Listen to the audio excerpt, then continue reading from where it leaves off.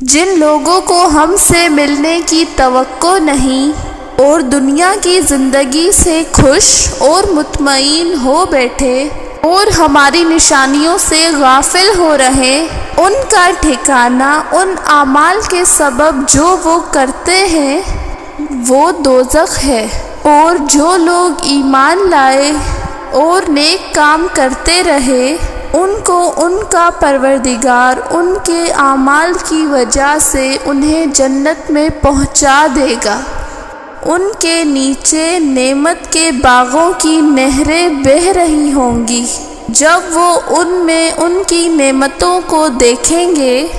تو بے ساختہ کہیں گے سبحان اللہ،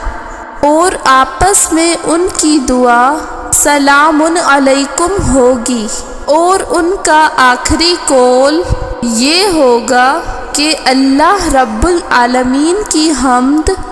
اور اس کا شکر ہے